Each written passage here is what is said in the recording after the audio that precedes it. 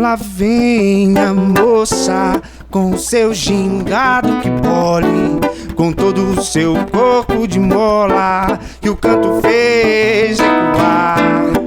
E tem a lança gravada no peito por guerra, que ao ver a falta da dança, ao mundo foi guerrear. Lá vem a moça com o seu gingado que bole, com todo o seu corpo de mola, que o canto fez libertar. E tem a lança cravada no peito por guerra, que ao ver a falta da dança, ao mundo foi guerrear. Levou de casa sem histórias pra contar, levou com ela 7 vidas pra gastar. E eu vou lá na avenida ver todo lamento se acabar. E eu vou lá ver toda a força de um grito que por esse povo vai ecoar. E eu vou lá na avenida ver todo lamento se acabar.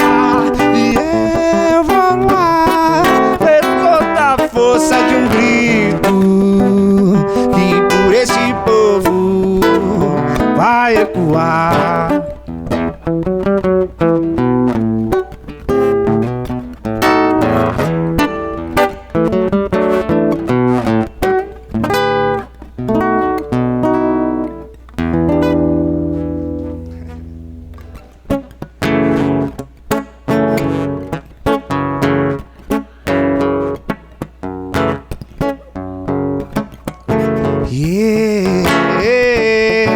Camugerê, como está a voz me sei, Camugerê, como está a voz me sei. Vou falar de uma história que não passa na TV. Tem muita gente aí passando fome e você passa e não vê, mas quer saber onde está meu quinhão? A mesma mão que dá é a que fere o irmão. Foi na África que Pastinha aprendeu sabedoria para poder lidar com seus. Vem mama, traga seus cantos, teus brados, mostrar pro povo que está tudo errado, que estamos do mesmo lado. Vem mama, traga seus cantos, teus brados, mostrar pro povo que está tudo errado, que estamos do mesmo lado. Liberdade, palavra perdida, um meio a tanta falta de coragem. Até quando vamos ter que nos vender? Respeito é planta pra regar e colher. Igualdade, quanta gente teve que morrer. Essa história é o canto do povo, o mesmo povo que é esculachado na TV. Camugerê, como está a voz me sei. Camugerê, vou falar pra você. Salve, salve galera, nós somos o Projeto Rap DF, Ressocialização, Autonomia e Protagonismo, uma realização da Associação Respeito e Atitude Área, com fomento do Fundo de Amparo à Cultura e Secretaria de Cultura e Economia Criativa do Distrito Federal. Estamos iniciando aí o nosso 8º episódio, nossa 8ª videopalestra, com temas relevantes para jovens em processo de ressocialização. E nesse episódio nós vamos falar sobre história e cultura indígena, a Lei 11.645, que torna obrigatório o ensino da história e cultura indígena. No episódio passado, no episódio 7, vocês viram a importância da história e cultura africana e afro-brasileira, a Lei 10.639. Viram que originalmente nosso povo brasileiro é formado pelos indígenas, que são os naturais da terra, os povos originários, e depois vieram os europeus, que foram os colonizadores, e a população negra, que foi trazida para cá de forma forçada para trabalhar como mão de obra escrava. Viram também que os europeus se tornaram como colonizadores os dominadores, né? Eles dominaram politicamente, economicamente e culturalmente negros e indígenas e impuseram sua cultura, seu modo de ser a ambos, né? E por isso mesmo a história oficial foi sempre contada na visão do colonizador, do europeu.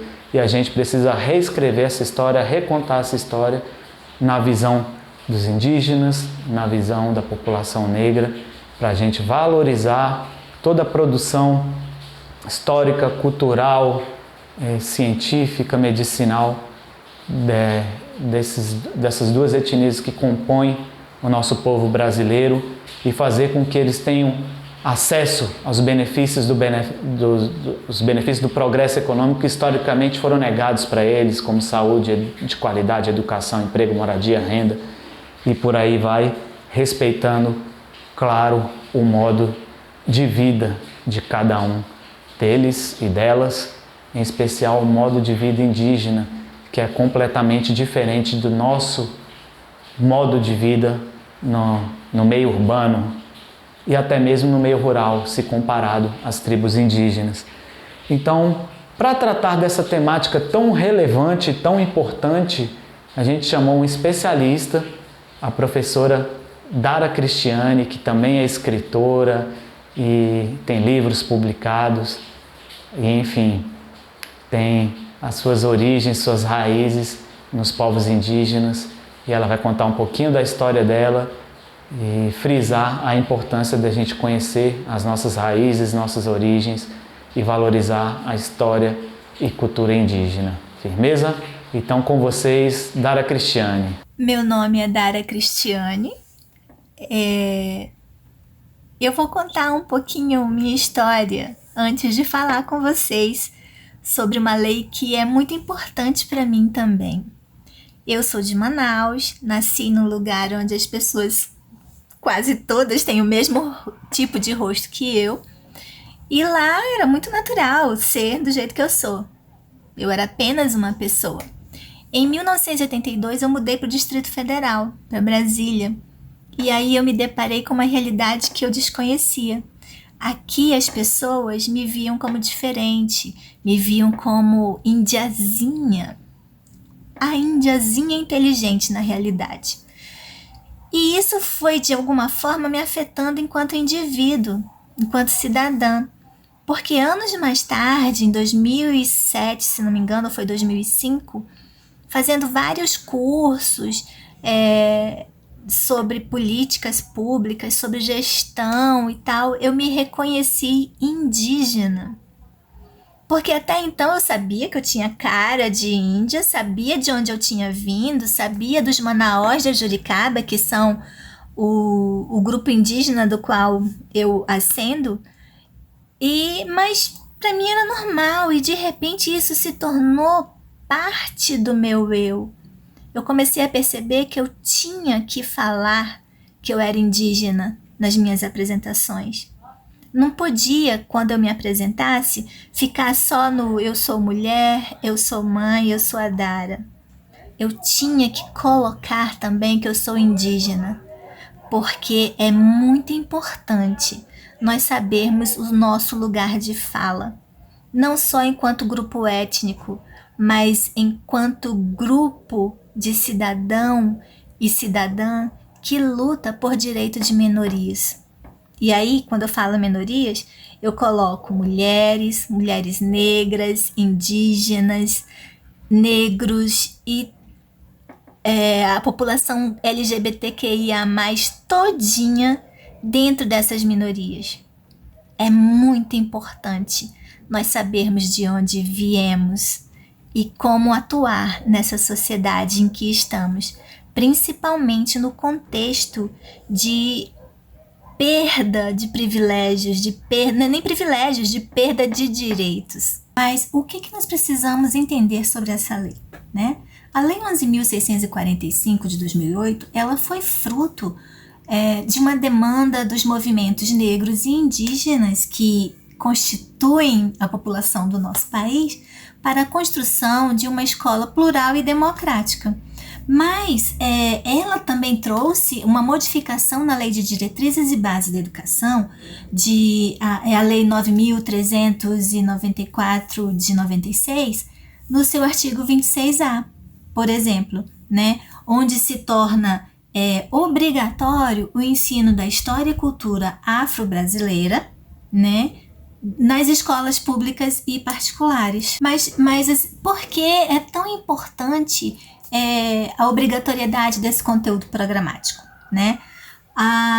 Ela torna obrigatória o estudo da história da África e dos africanos, a luta dos negros no Brasil, a cultura negra brasileira e o negro na formação da sociedade nacional, resgatando toda uma contribuição do povo negro nas áreas social, econômica, política, que são pertinentes à nossa história enquanto Brasil, enquanto construção de uma sociedade no Brasil, que a gente não pode esquecer que foi um país colonizado por Portugal, né? Nós viemos de uma história de colonização. Nosso povo tem uma história de colonização e isso não pode ser esquecido. Outro processo importante que nós precisamos compreender ao fazer uma revisão histórica, né, das grandes navegações é que não foram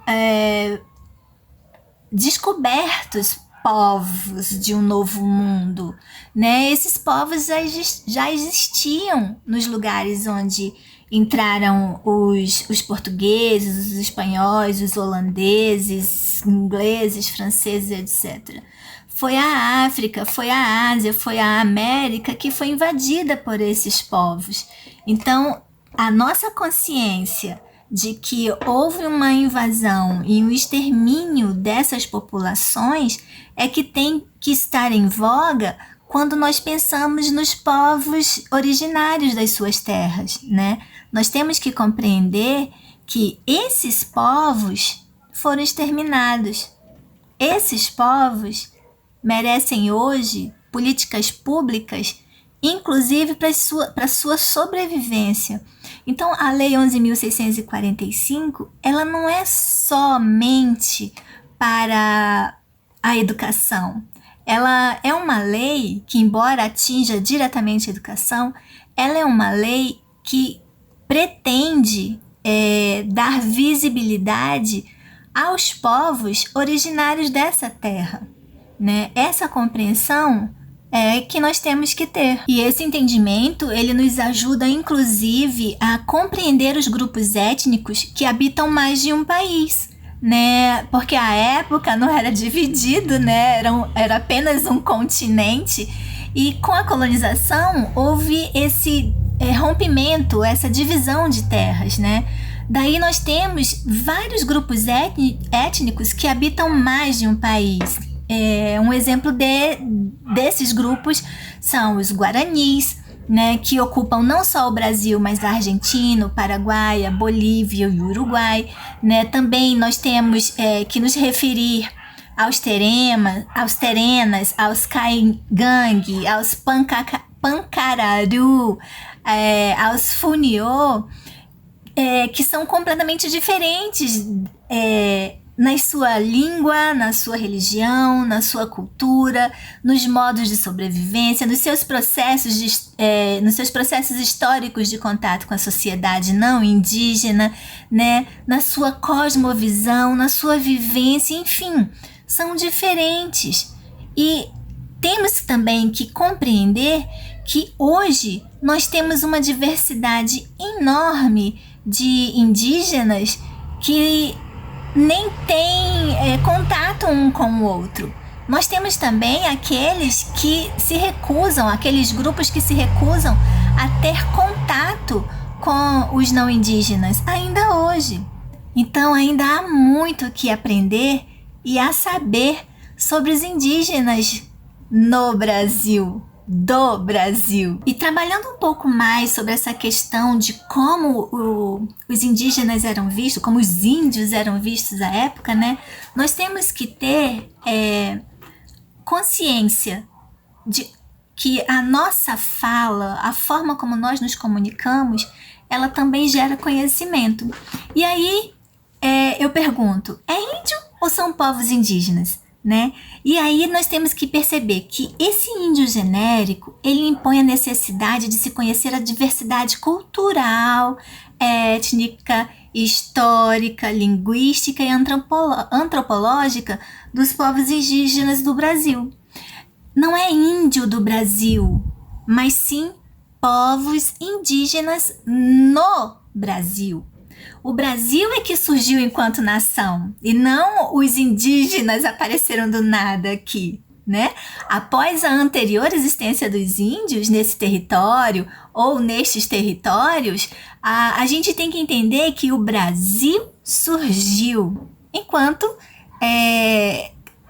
terras, né, colonizadas, enquanto grupos étnicos que habitam mais de um país, como os guaranis, foram deixando de existir e deixando de ocupar um espaço territorial muito grande por conta da colonização europeia, né? Por conta da colonização dos portugueses.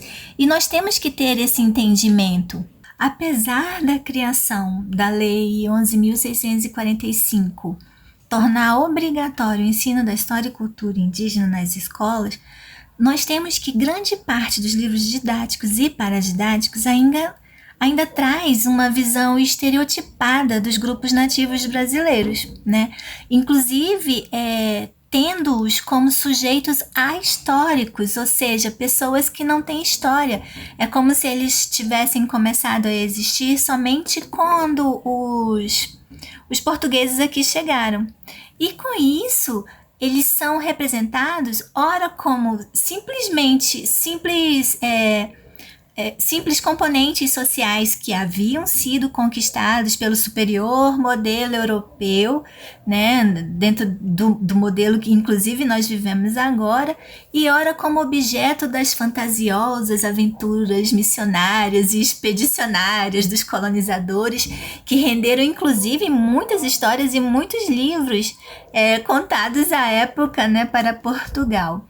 E também eles eram vistos, né, vendiam a imagem deles como sujeitos responsáveis pelas ações selvagens, né, e atos desumanos que aterrorizavam, de certa forma, o próprio projeto civilizatório cristão, que à época era muito forte. Será que era só a época? Vamos pensar um pouquinho. Trazendo para os dias atuais, como é que nós vemos essa parte da população? Como que nós podemos fazer uma análise histórica desses sujeitos nos dias atuais? E apesar da criação da Lei 11.645 tornar obrigatório o ensino da história e da cultura indígena nas escolas, nós temos aí que grande parte dos livros didáticos e paradidáticos ainda carrega aquela visão estereotipada dos grupos nativos brasileiros, sendo constantemente trazidos como sujeitos ahistóricos, ou seja, sem história. É como se eles tivessem surgido naquele momento em que os portugueses aqui aportaram, né? Então, componentes sociais que haviam sido conquistados, né, pelo modelo superior europeu, nós temos que entender que, embora fossem fantasiosas, né, as aventuras missionárias e expedicionárias desses colonizadores, eles ainda viam os sujeitos responsáveis pelas ações selvagens e atos desumanos, né, que eram os indígenas na época, eles viam como processo civilizatório que aterrorizava os cristãos da época, né? E se nós pararmos um pouquinho para pensar, ainda afeta esse mesmo público até hoje, né? Porque numa análise feita lá em 2012, não tão distante do tempo em que nós estamos agora, as coletâneas didáticas de histórias aprovada pelo Programa Nacional do Livro Didático, 25% delas traziam no seu conteúdo uma forma crítico-reflexiva sobre a questão da história do Brasil, sobre a questão indígena e negra, né? E os outros 75%, como estavam? Temos que pensar sobre essa porcentagem, que é uma porcentagem muito grande. Espero que vocês tenham gostado dessa videopalestra maravilhosa com essa convidada super especial, a Dara Cristiane. Ela é inspiração, né? Ela traz a sua vivência belíssima, ela traz referências, ela traz conteúdos e espero que vocês tenham pego a visão, que vocês, a partir de agora, passem a olhar de uma forma não folclorizada, de uma forma não romantizada como a literatura sempre colocou a população indígena, ou de uma forma romantizada, ou de uma forma folclorizada, ou de uma forma pejorativa, como um povo preguiçoso, isso e aquilo.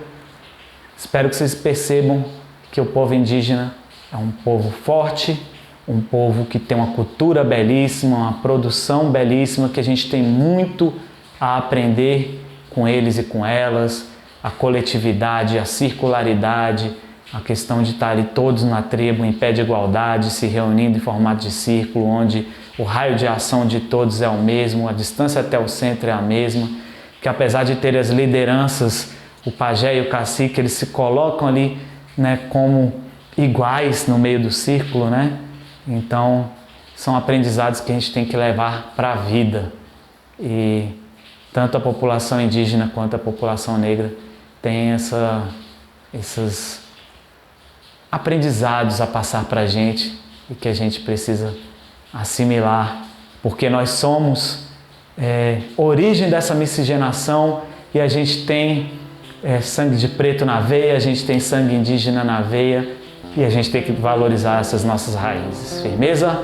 Até a próxima, galera. Valeu!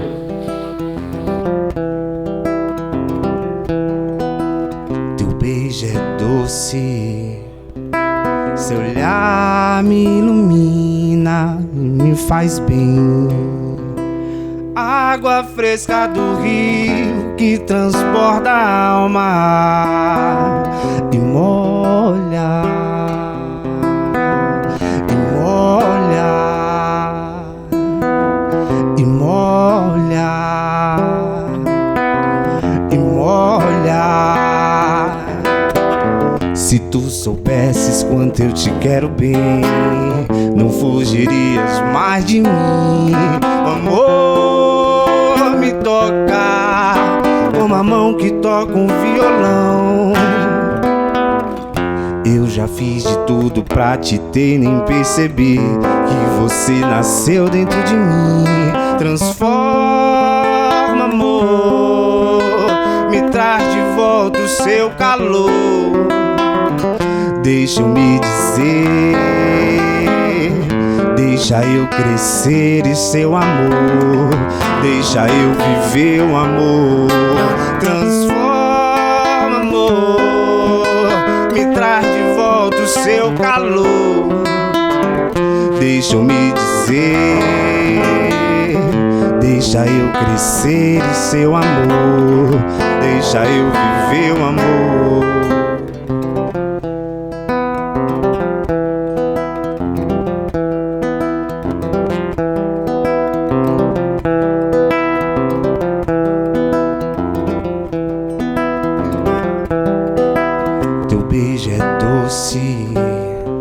Seu olhar me ilumina e me faz bem.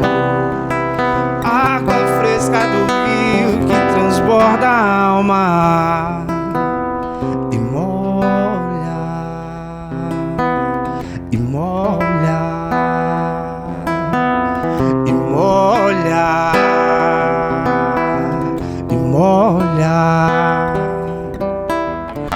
tu soubesses quanto eu te quero bem, não fugirias mais de mim. Amor, me toca como a mão que toca um violão. Eu já fiz de tudo pra te ter, nem perceber que você nasceu dentro de mim. Transforma, amor, me traz de volta o seu calor. Deixa eu me dizer, deixa eu crescer em seu amor, deixa eu viver o amor.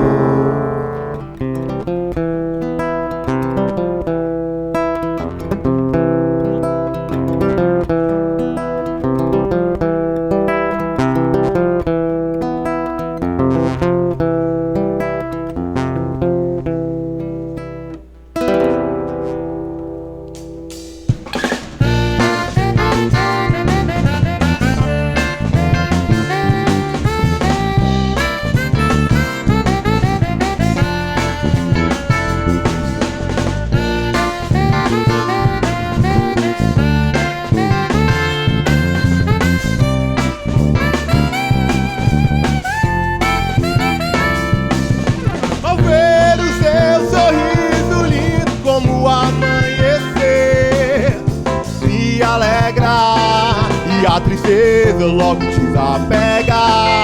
Me lembro dos dias que não podíamos viver. E agora, como vai ser? Sinto que te amar é a única coisa que há, e este amor é o que faz me inspirar. Quando eu te vi, não consegui te esquecer.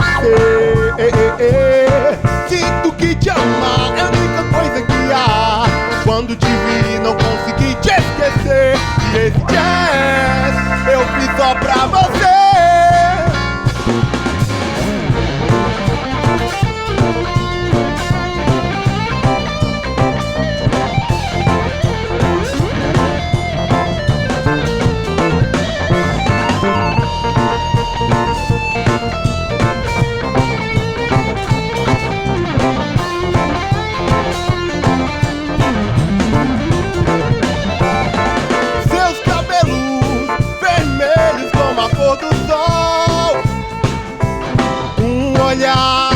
Que ilumina como um farol. Sua presença minha, sinto como se fosse um ser só. Será que tanta acidez um dia vai virar pó?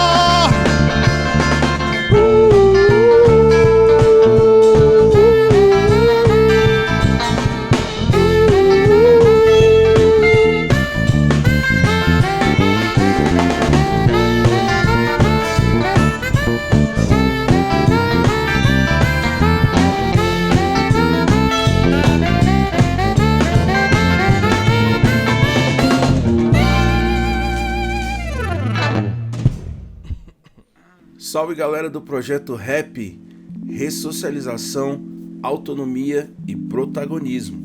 Aqui quem fala é o Afro Raga e estamos aqui para trazer mais ensinamento, mais entendimento para vocês, para que vocês tenham ferramentas para se tornarem rappers conscientes e habilidosos. Bom, nessa aula eu quero falar sobre a ferramenta mais importante de todas, que é a sua autoestima.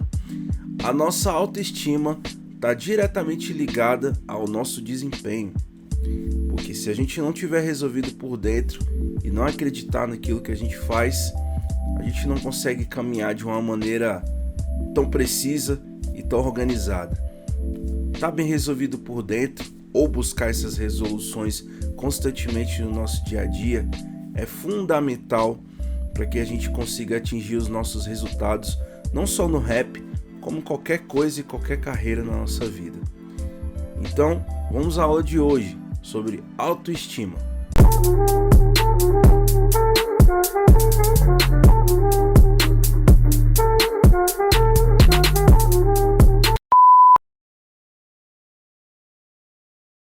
O hip hop, muito mais do que uma cultura que mudou as estruturas da música, do estilo, da vestimenta, etc e tal, é uma cultura que ela fez um resgate da autoestima de uma comunidade. A organização que eles fizeram em torno da cultura hip hop tem a ver com aceitação, tem a ver com você ter dado identidade para aquelas pessoas aceitarem que elas são, aceitarem as suas culturas, aceitarem as suas posturas, as suas ideias.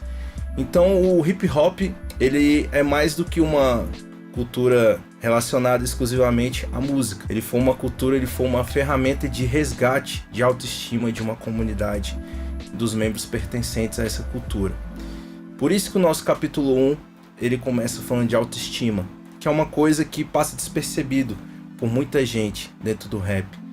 O rap é um estilo musical que ele veio de uma cultura periférica, ele veio de um mundo onde as pessoas não eram consideradas ideais, não eram consideradas algum tipo de modelo.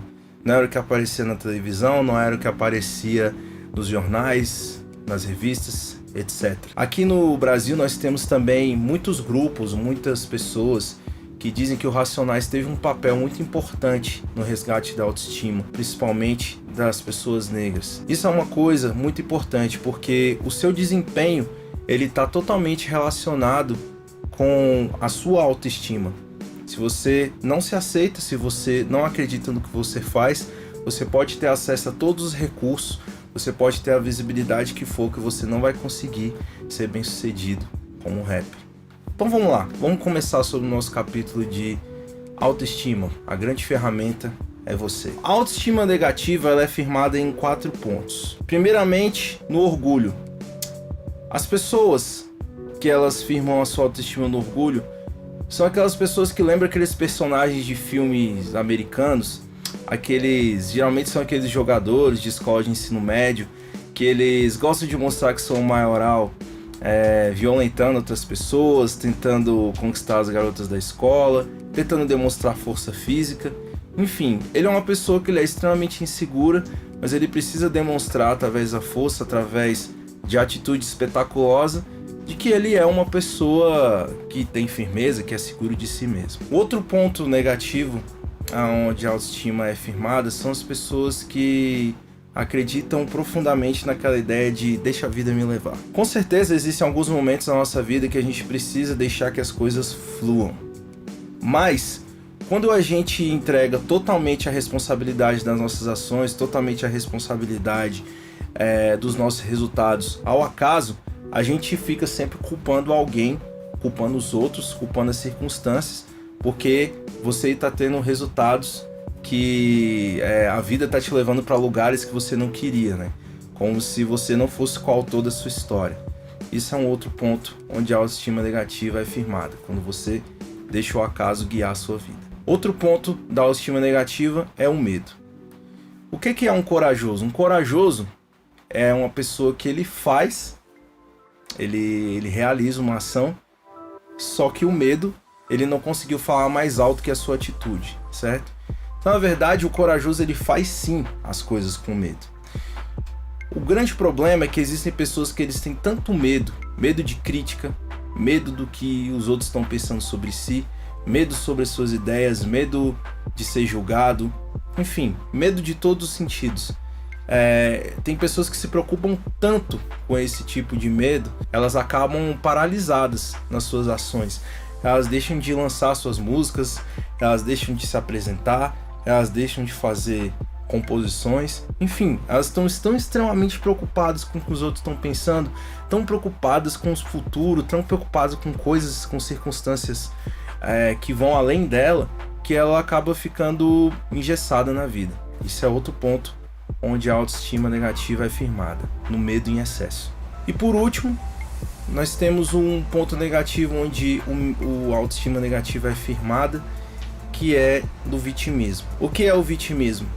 As pessoas, elas sempre ficam apontando as suas falhas, apontando as suas faltas de atitudes, suas faltas de organização, culpando alguma coisa, alguém da sua história, o governo, os seus pais, a sua família, porque alguém não te apoiou, porque alguém não acredita em você, porque você tem alguma deficiência, porque você tem alguma limitação. E é muito interessante como o poder da mente, como o poder do conjunto das nossas crenças determina as nossas ações.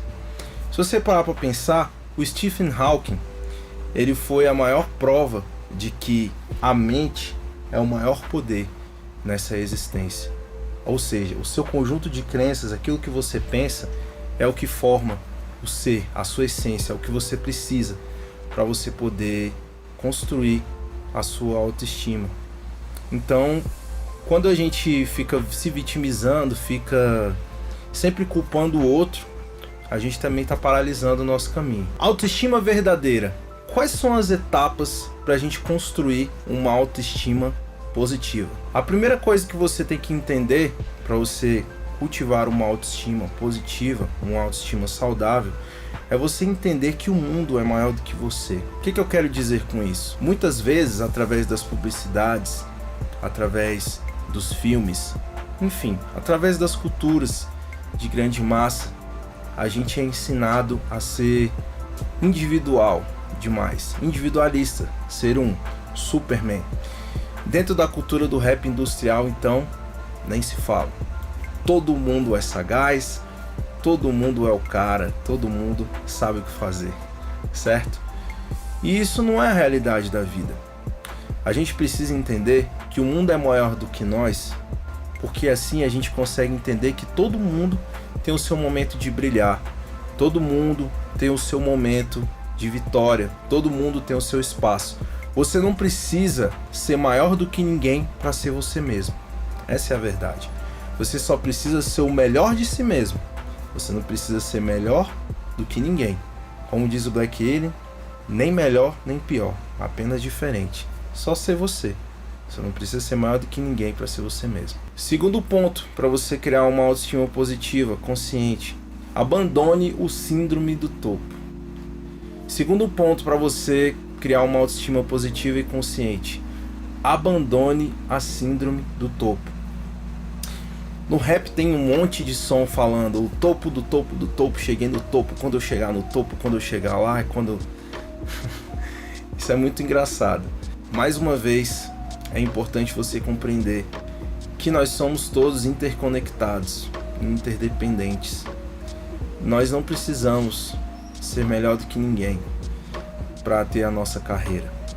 É óbvio que você, na sua vida, você vai ter ápices, que você vai ter vitórias, que você vai ter picos de glórias, com certeza.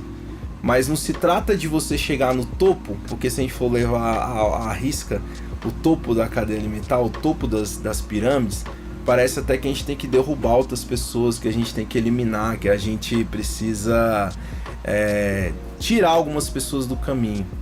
E isso não é verdade. Então abandone essa síndrome do topo. Você não precisa chegar em topo nenhum, entendeu?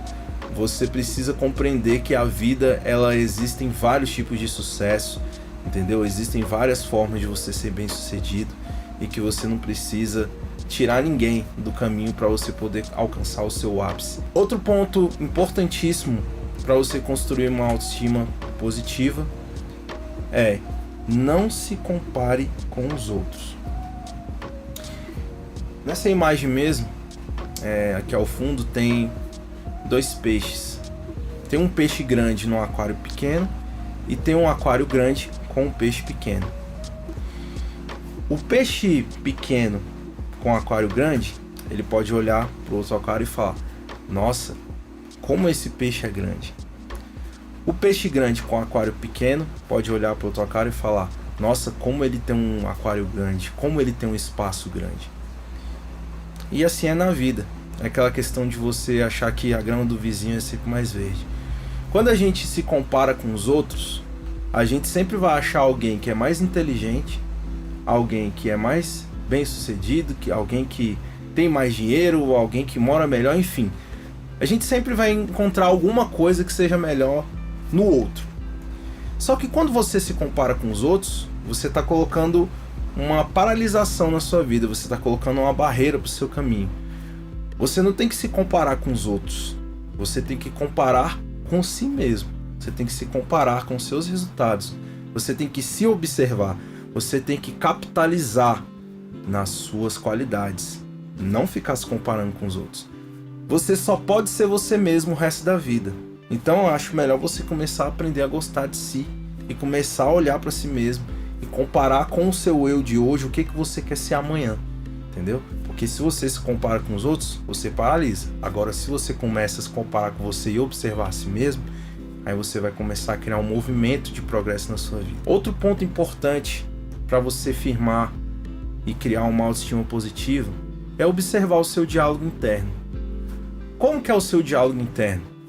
Tem uma pessoa na sua cabeça, a gente tem uma fala aqui, involuntária. Quando você erra, essa fala, como que ela age quando você comete erros? Essa fala, ela é mais amiga ou ela é uma fala que julga? Se você tem uma fala, um diálogo interno, onde ele fica te jogando para baixo, onde ele fica dizendo que você é um idiota, que você é um tolo, tá vendo? Mais uma vez você errou, tá vendo? Mais uma vez eu não fui capaz, tá vendo? Eu não dou conta. Se você tem um diálogo tóxico na sua cabeça, você precisa aprender a mudar a chave. É claro, nós não estamos aqui procurando alguém que fique passando a mão na nossa cabeça. Só que a gente precisa mudar a chave psicológica para um diálogo que a gente consiga solucionar. Em vez de você ficar chorando pelo leite derramado, você pega um pano e passa, e cata os vidros e joga no lixo. Você condiciona o seu cérebro para poder solucionar as coisas. Você pode ficar chateado, você pode se sentir com certeza constrangido com aquele erro que você cometeu, mas rapidamente você muda a chave para um diálogo de solução. Como a gente faz para solucionar isso? Pô, a gente cometeu um erro, realmente. E agora? Como é que a gente faz para poder melhorar essa situação? E se for uma situação que não tem a volta, não fica se remoendo. Não fica transformando isso numa coisa fatal. Porque vão ter erros que a gente vai cometer que não tem volta. E aí a gente precisa aprender para seguir em frente e amadurecer com esse erro. Outra maneira importante de construir a sua autoestima positiva é você capitalizar nas suas qualidades. Nós temos aqui no exemplo dessa imagem balinhas vermelhas e balinhas amarelas. Imagine que as balinhas vermelhas são as negativas e as balinhas amarelas douradas sejam as suas qualidades. A gente pode fazer duas coisas. Ou você enche esse pote, você enche si mesmo com mais qualidades, ou você tenta retirar isso, as balinhas vermelhas, os seus defeitos, as coisas que você não acha tão interessante, você retira as vermelhas. Ou seja, ou você enche mais de amarelas, de douradas, capitaliza nas suas qualidades, ou você retira as vermelhas. Como que você faz isso? Primeiro, busca saber quais são suas qualidades, quais são os defeitos que você gostaria de melhorar. Faça um estudo de si mesmo. Capitalize nas suas qualidades. Outro passo importante para construir a autoestima positiva é buscar autoconhecimento. E quais são as formas que a gente faz essa busca de autoconhecimento? As vias do autoconhecimento. A primeira forma que a gente consegue construir um autoconhecimento é se relacionar com as pessoas. Qual é a grande sacada que eu enxergo em se relacionar com as pessoas quando a gente está buscando autoconhecimento, quando a gente está querendo fazer uma evolução interna? É quando você conversa com as pessoas sem querer ter razão. Se você não quiser ter razão em uma conversa, você não vai discutir com ninguém, porque você está ali para aprender, você está ali para ouvir, você ouve aquele ponto de vista, coloca o seu e não fica preocupado com o resultado, do que o outro vai pensar ou não, porque você não está ali para ter razão, você está ali para aprender mais sobre si mesmo do que sobre o outro. E também quando a gente se põe mais a ouvir, temos duas orelhas e uma boca, coisas que eu também procuro aprender. Aliás, toda vez que eu falo desse assunto, eu também estou falando para mim mesmo. Quando a gente se põe a ouvir mais do que falar, a gente também cria uma oportunidade para conhecer mais sobre si mesmo, conhecer sobre os outros, e assim a gente consegue ter uma descoberta, conseguir entender o que nos incomoda, o que a gente pode evoluir, etc. Outra via para você construir o seu autoconhecimento é através da espiritualidade. Na minha percepção, a espiritualidade ela vai além da religião.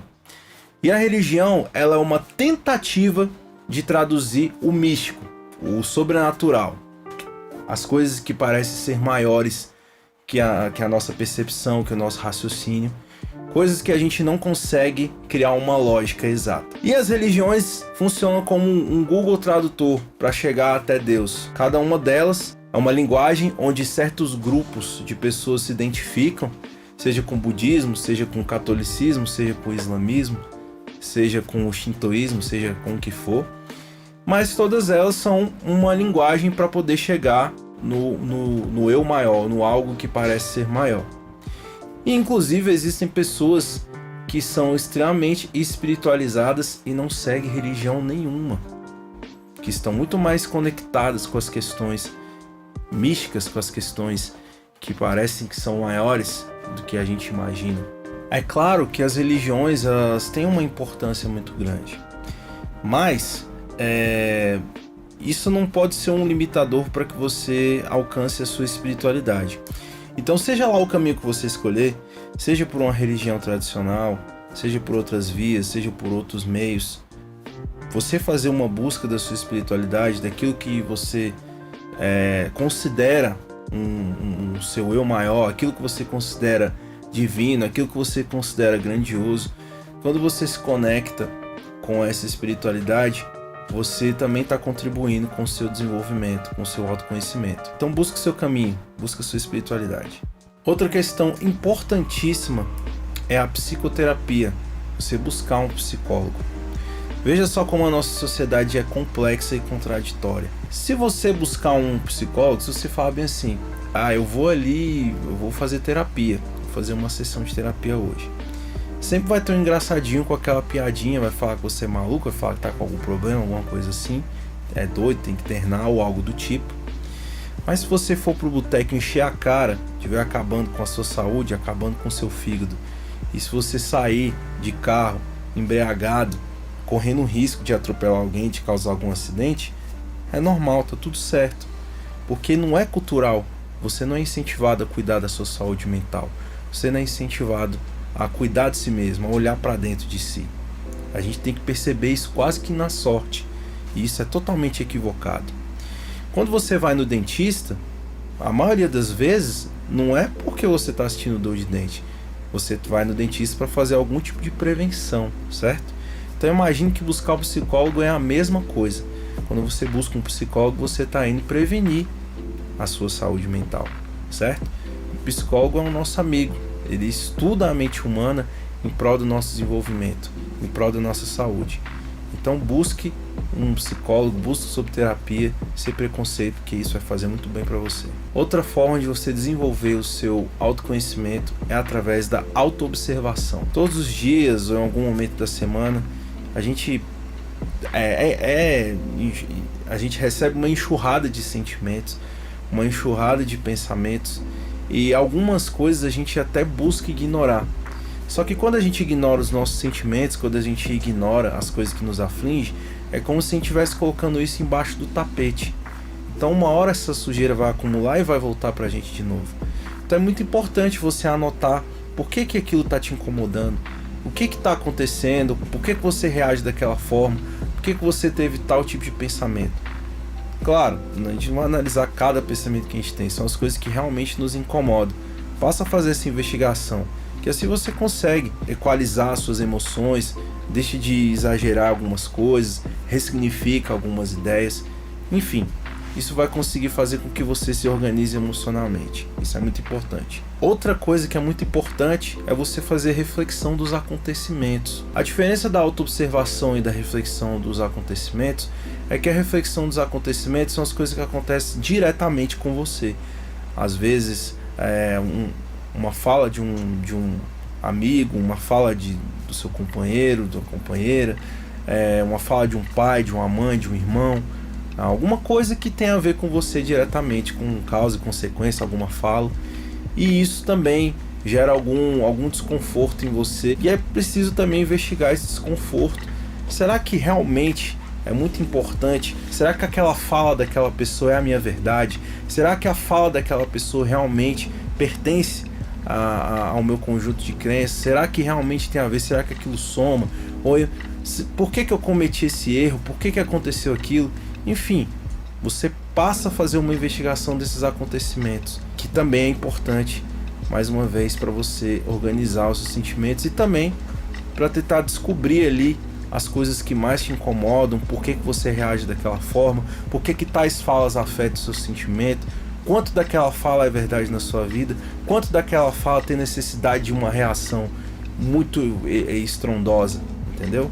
Esse foi o final do nosso capítulo, nosso primeiro capítulo do nosso curso da Escola do Flow, a ferramenta principal, que é você. Nós discutimos aqui a construção da autoestima. Ela está totalmente ligada ao seu alto desempenho, às suas atitudes, aos seus conjuntos de crenças. Uma autoestima bem resolvida, uma autoestima bem construída vai afetar diretamente nos resultados do seu dia a dia. Na Escola do Flow, nós vamos abordar vários temas, vários capítulos, mas se eu fosse escolher um tema só para abordar, eu falaria sobre autoestima. Esse é o capítulo mais importante da Escola do Flow, certo? Porque é no seu conjunto de crenças que é onde você encontra as suas atitudes, as ferramentas para você poder construir as suas ideias, as suas letras. Porque tem muita gente deixando de fazer as coisas porque espera demais dos outros, espera demais do mundo, ou tem medo demais de fazer as coisas, ou fica tentando se autoafirmar através de mentiras, de aparências, de coisas que não tem nada a ver com você, certo? Então é muito importante você olhar para essa questão da autoestima. Do seu conjunto de crenças, tem algumas coisas que vou dar um exemplo aqui que parece até bobo, mas por exemplo, quando você tinha 4 anos de idade, a sua mãe falava que você tinha que pegar na mão dela para você poder atravessar a rua, certo?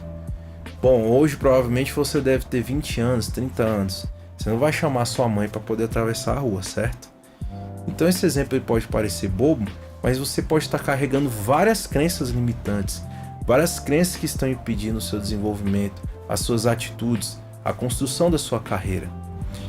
Então hoje, quando você for atravessar a rua, você vai chamar a sua mãe? Você vai culpar as circunstâncias porque você não conseguiu atravessar? Essa escolha é totalmente sua. Até o próximo capítulo. Bom, galera do Projeto Rap, espero que vocês tenham gostado desse entendimento e que essa visão tenha trago uma conscientização maior sobre o que vocês podem fazer, a importância que a autoestima tem e por que isso é fundamental para a gente conseguir construir a nossa carreira como rap ou qualquer outra carreira que a gente pretenda seguir na nossa vida. A gente se encontra por aí. Valeu, Projeto Rap.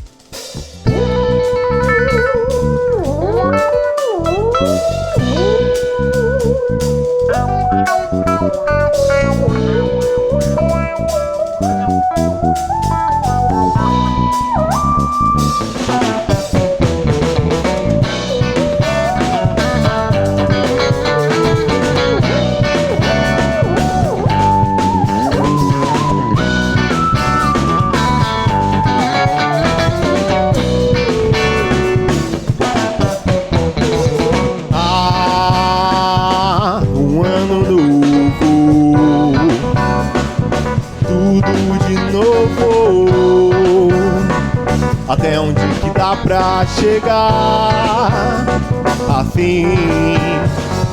Não usando o outro. Um faz tudo e o outro faz pouco. Saiba quem você é nessa história. Sabedoria é valorizar o que você quer, tudo que conquistou. Com garra e fé, com intimidade você vai saber quem ela é. Dos gostos e dos caprichos,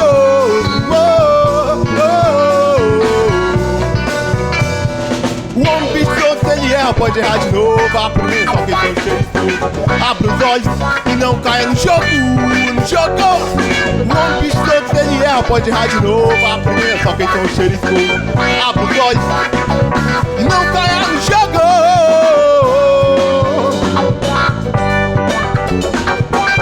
Abra os olhos e não caia no jogo, no jogo. O homem bicho todo, se ele erra, pode errar de novo. Aprendendo só quem são os seres forços. Abra os olhos e não caia no jogo, no jogo.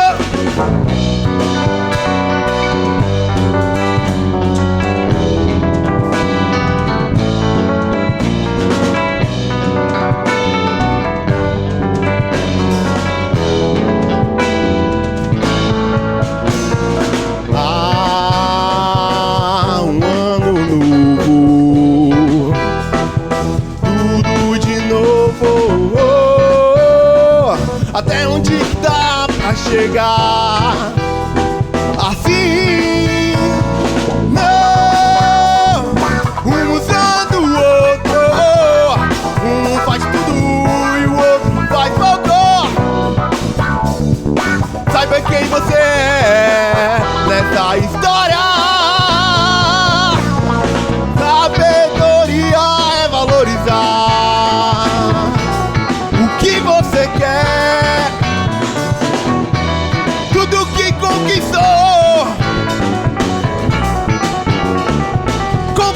Com garra e fé, com intimidade você vai saber quem ela é. Dos gostos e dos caprichos.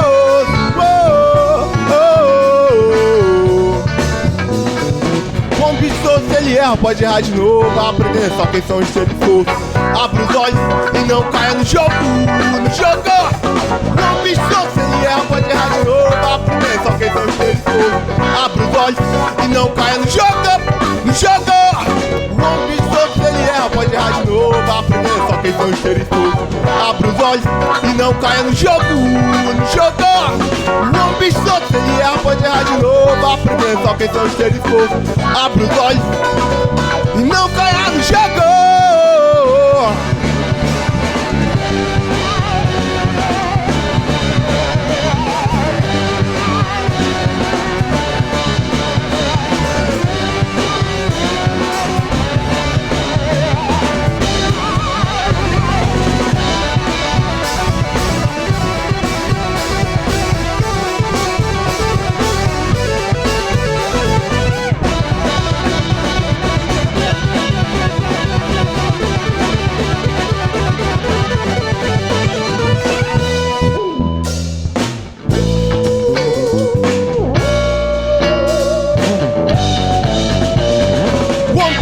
Se ele erra, pode errar de novo. Aprender só quem são os seres todos. Abra os olhos e não caia no jogo, no jogo. O homem bicho todo, se ele erra, pode errar de novo. Aprender só quem são os seres todos. Abra os olhos e não caia no jogo, no jogo.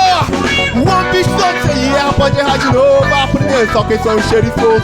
Abra os olhos e não caia no jogo, no jogo. O homem bicho todo, se ele erra, pode errar de novo. Aprender só quem são os seres todos. Abra os olhos e não caia no jogo, no jogo. Oh, oh, oh, oh.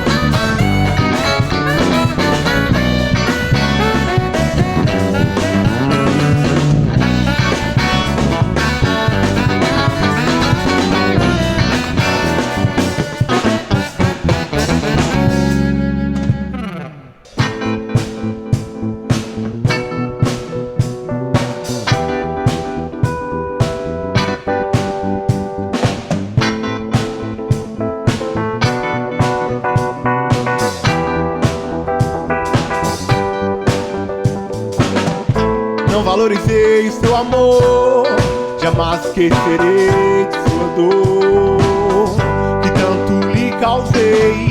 Sempre lembrarei do seu cheiro de flor, do seu abraço, do seu calor. Nunca mais encontrei.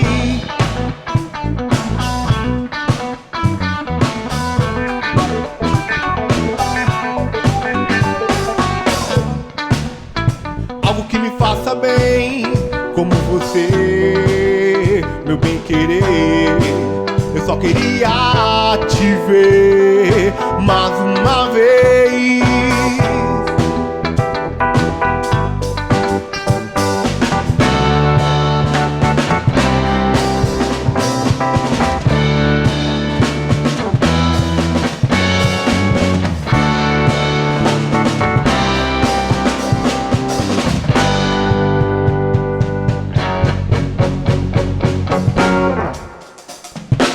Remoendo todos meus erros que não consegui te explicar.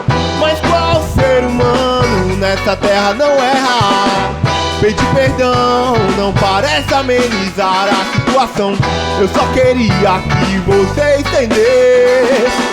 Remoendo todos meus erros que não consegui te explicar. Mas qual ser humano nessa terra não erra? Pedir perdão não parece amenizar a situação. Eu só queria que você entendesse a sua mão mais uma vez. Agora não faz mais sentido te amar. A vida me trouxe esperança e vontade de mudar. Já te esqueci, continuarei vivendo sem você, buscando outro calor pra me satisfazer, experimentando a liberdade e a vontade de viver.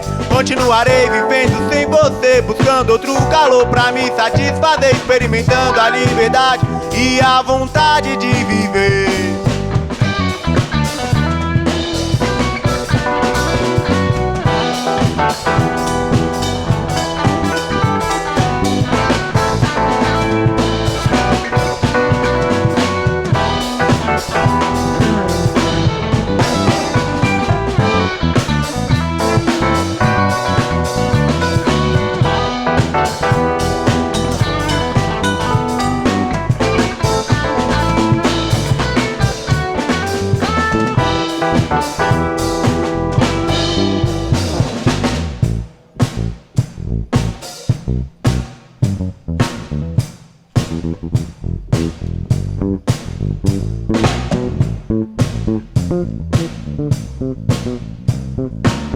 Thank you.